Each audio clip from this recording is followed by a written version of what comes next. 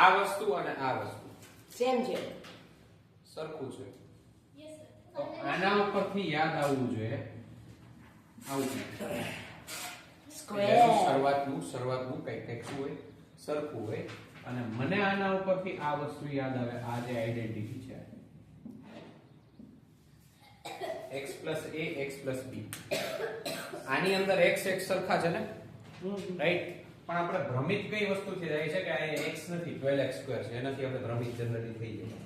બાકી અહીંયા તો શરૂઆતનું જે છે એ સરખું એવું x અને x બરાબર.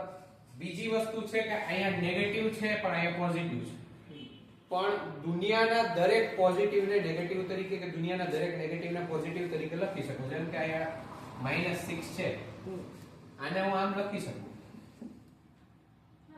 ને રાઈટ.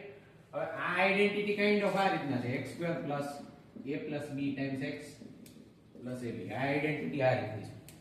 પણ તમારે આ આઈડેન્ટિટી ની અંદર અલ્ટરેશન્સ જેટલા આવતા હોય એની અંદર એક આ રીતનું આવે છે કે x - a x + b તમે કરો તો x2 + a +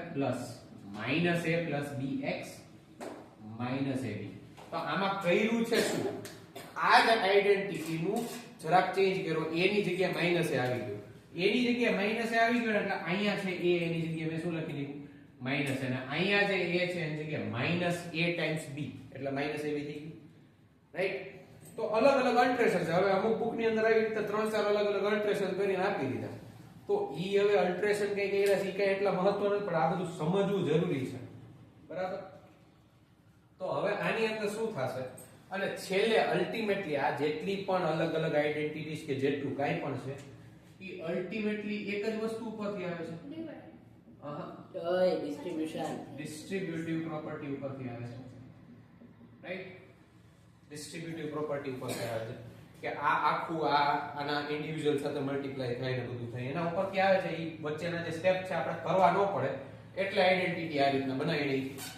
હવે જોજો આયા શું થશે આને = 12x2 નો સ્ક્વેર પ્લસ કરી નાખું છું બરાબર.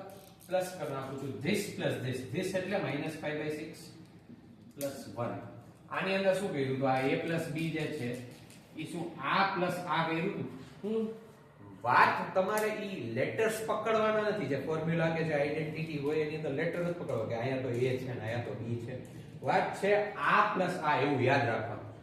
તમારે આ એક રીતના યાદ રાખવા માટે ફોર ધ સેક ઓફ મેમરાઇઝિંગ બરાબર. કારણ કે જો હકીકત સમજવાનું હોય પણ સમજીને યાદ રાખવું જરૂરી છે. પણ ફોર ધ સેક ઓફ મેમરાઇઝિંગ તમે a અને b પ્રમાણે યાદ રાખજો કઈ વાંધો. પણ જ્યારે એનો યુઝ કરવાનો થાય ને ત્યારે a અને b ને પકડી ન રાખો. બે વસ્તુ જરૂરી છે પકડવું અને છોડવું. જે પણ અવેલેબલ નોલેજ છે જે કાંઈ પણ અલગ અલગ મીડિયમમાં જેટલું પણ નોલેજ છે એને એઝ વર્ડ્સ કે એઝ ઇક્વેશન્સ પકડવું જરૂરી છે. પણ એને ઈ રીતના જડતાથી નથી પકડવાનું કે આપણે એનો યુઝ કરવો પડે ત્યારે જ એના જે સ્વરૂપને પકડી લીધું એના જે ફોર્મને પકડી લીધું. ફોર્મને નથી પકડવાનું પકડી નથી રાખવાનું.